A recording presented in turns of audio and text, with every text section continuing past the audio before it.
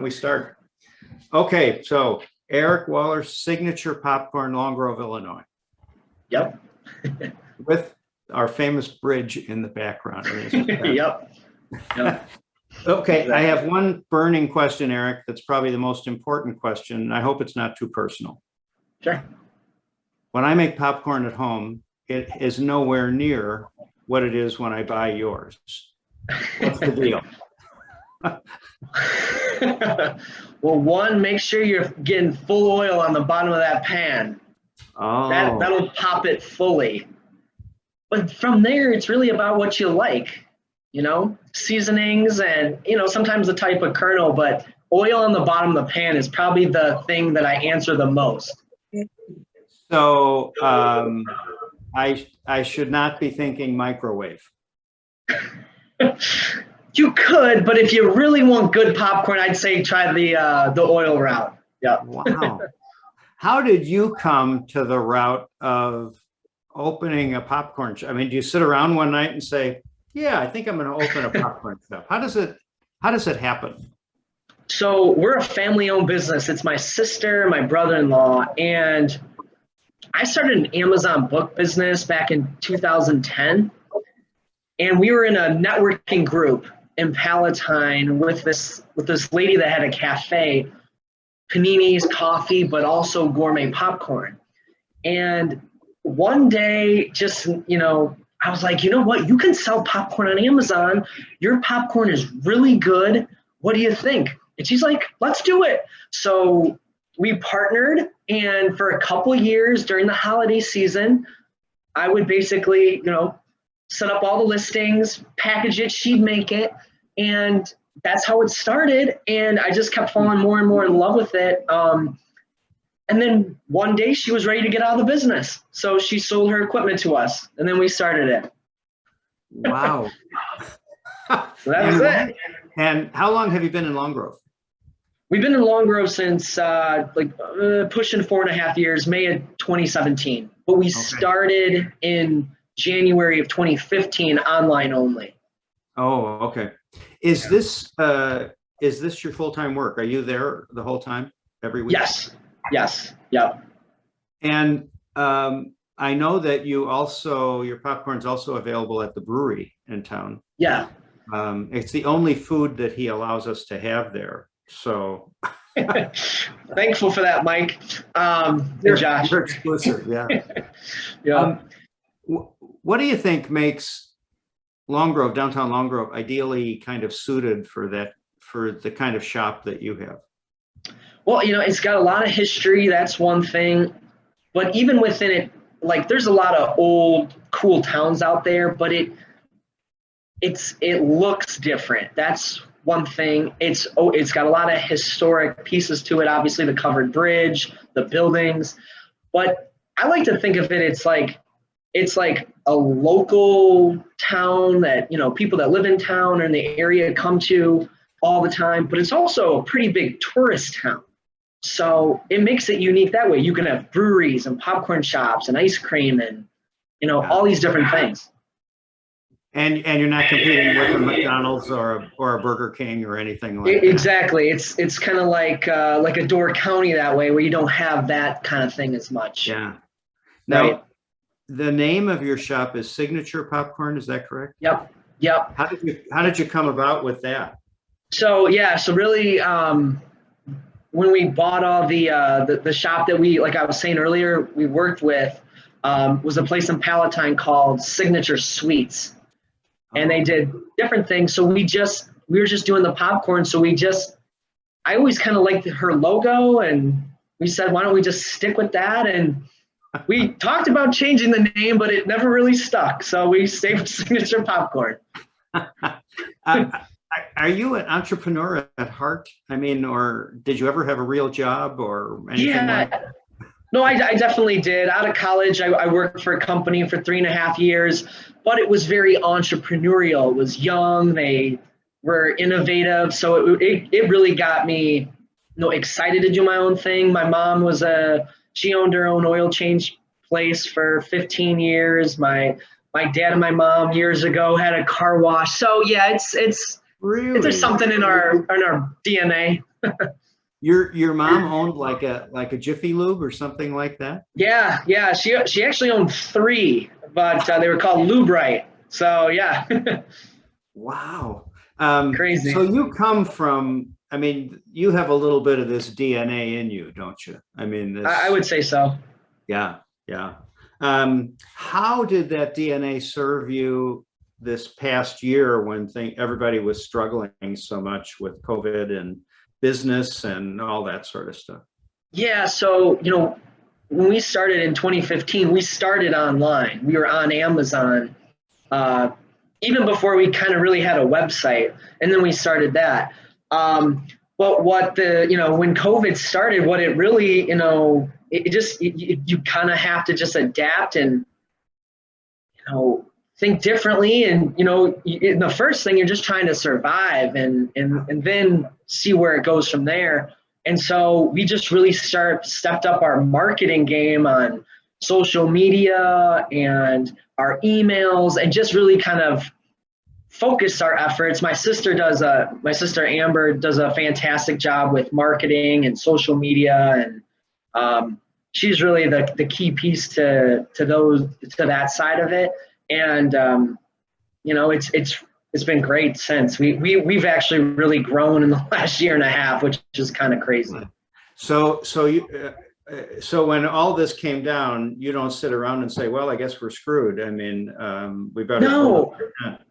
no, definitely not. So, we looked at, obviously, online, what could we do to get, customers from all around the country to see us and maybe buy popcorn.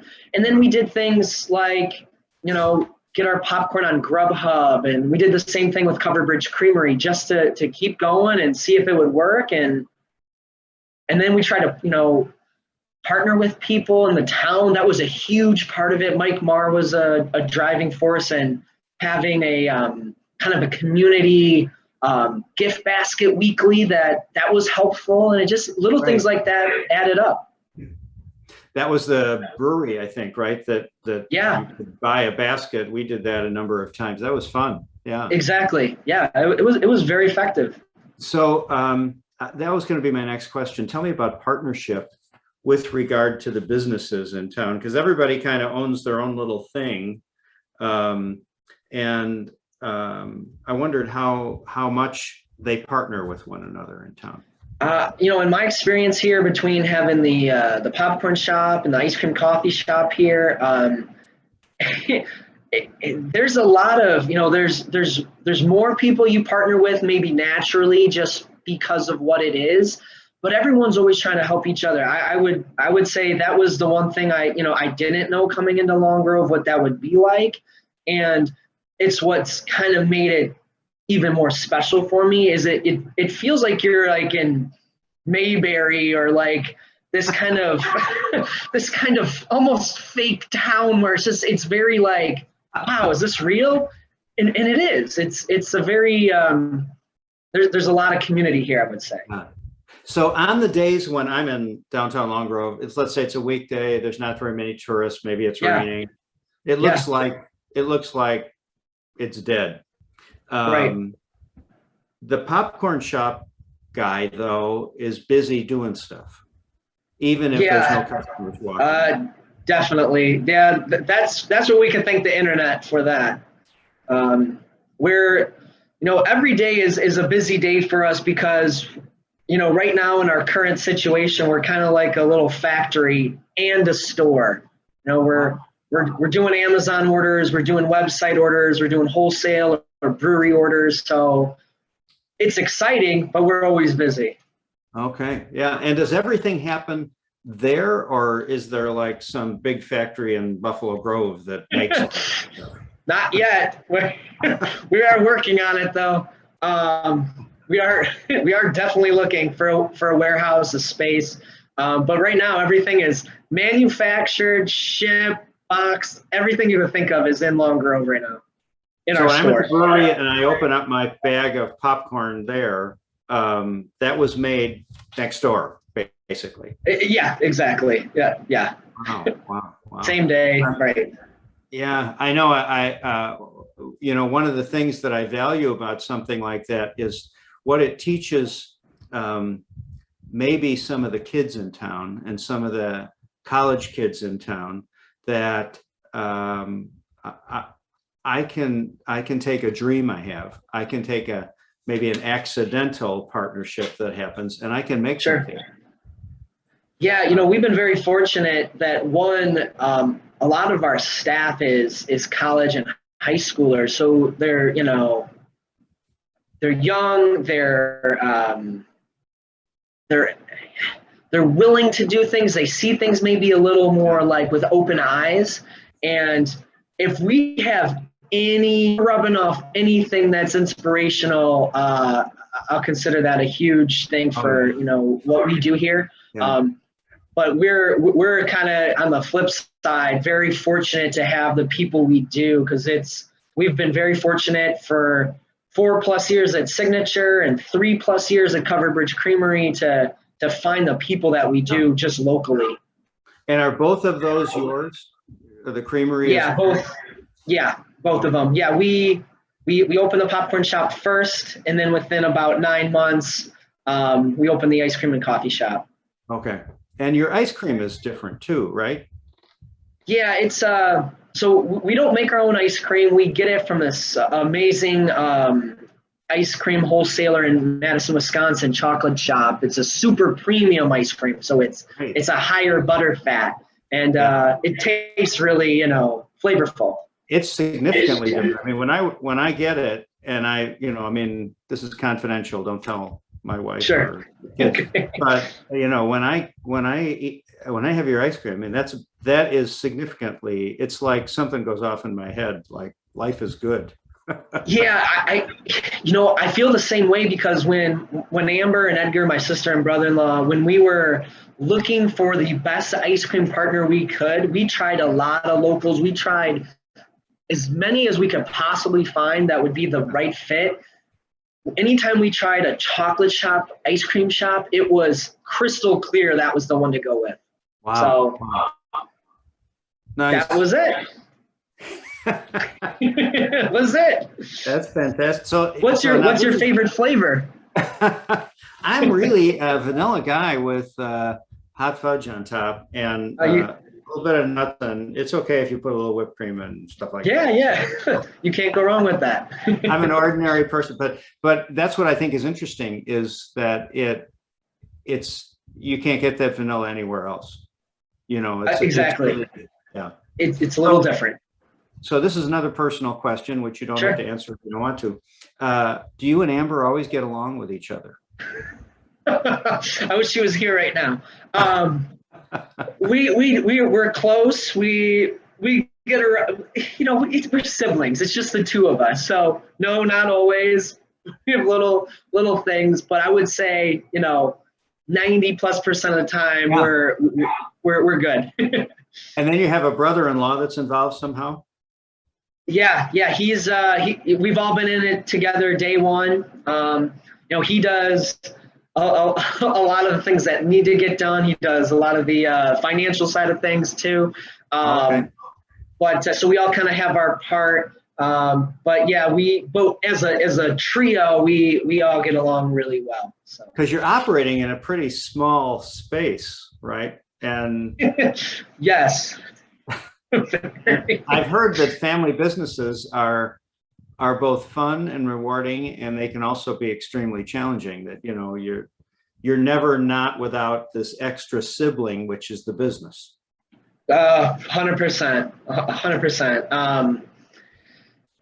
Yeah, it's always there. The thing, I guess, that we do have a little bit of kind of break from each other, because a lot of what they do is, they don't have to be physically in the store at all times. So I guess in a way that can be good. And, but we talk so much that, we're able to, keep in tune with the business and what to do. So, yeah. Long Grove, downtown Long Grove is almost reinventing itself. I mean, we're bringing businesses in. The Economic Development Council's working hard. The trustees certainly are working hard. We have a new manager in town, and I mean, we even have like overhead lights down and stuff like Oh, that. no, it's like Wrigley Field in 1988. It's like, what? What do you think the future is as you look down? If you and I were going to be talking again in 2 years or 5 years, what do you envision? What would you like to have happen for Long Grove, maybe the downtown as well as the surrounding community? Yeah, yeah. Well, again, I think we're really unique. I think, between, some of the things that are happening in town with, say like what Jesse's doing over at Brothers Field, and we got Mike and Josh over at Buffalo Creek Brewing, and just some of the other business in town. You can see the infrastructure there of the future. Mike over at Chatterbox, and that as well. I think there's a lot of innovative thinking in town. I know we need a breakfast place in town that would help get the town going earlier, which I think would help the shops. And any of the shops that are open a little earlier and kind of could use that boost. But I generally think the town is, certainly going to be anchored by entertainment or experience-based things. But I would say breakfast is number one food kind of a thing that would be great for the town. Well, Amber knows how to make breakfast, probably, right? So yeah, absolutely. how hard could that be for her to do that, right? So yeah. We'll see. This could be Wallor Enterprises just taking over the town. Who knows? Exactly. Exactly. You talked about infrastructure, innovation, a breakfast place, but what you're really talking about are, to me anyway, what's really coming across are people with ideas to collaborate together. I 100%, because it could be things that I'm certainly not thinking of either, but I think people that can think a little bit differently, can think, maybe have that. I think what works in this town the most is if you can have multiple streams of income and sources of where you kind of bring in business, you're going to be just fine. I think there's a little more limitation when you don't have that, and that's what the town probably could use, just that different ways of thinking to survive and thrive. Yeah, that's true, because it seems like the most successful businesses are the ones that are not waiting for sales to happen on a weekend, but 100%. They're really people like you who it looks like nobody's waiting in line to get in, but there's all kinds of stuff going out the back end that you have to work with, right? Yeah, it's interesting because we know it just from Covered Bridge Creamery, because in the summertime with ice cream, we're that's our time, and when it's a different time of year, it's we have to be creative too that way, because it's just not quite ice cream summertime busy. So you have to do things and maybe do events or different things to keep it going. Yeah, so there's really a season that I'm aware of when we're just going to get packed with business, and there's other times we're going to have to kind of glide through. I suppose that happens with, the gift shops. It happens with every business, doesn't it, in town? Oh, absolutely. Yeah. Oh, absolutely. I mean, there's even times on the internet, even like with popcorn, like if you look at certain things, like the type of flavors that sell. Usually in the summer, chocolate things may not sell as well because, melting and that kind of thing, or it's more of an ice cream focus for people. So they're thinking more kind of that way. So, it even kind of, you have to adapt even on the internet as well. Yeah. How can we have Economic Development Council, which is part of Long Grove, that are interested in, they would be the ones to kind of try to get a breakfast place. Yeah.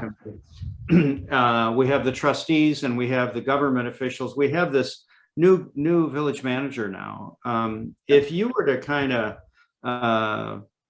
put your mouth up to their ears, especially maybe the new village manager, what would you say that, gee, it would be great if we can also do X? Yeah, well, I think a big part of what works in a town, especially like this, it's not like a very, very big town or anything like that. But it has to work together with, the village and the business and the community. So I think the communication between the village and the business, and then obviously the community as well, is a huge part. The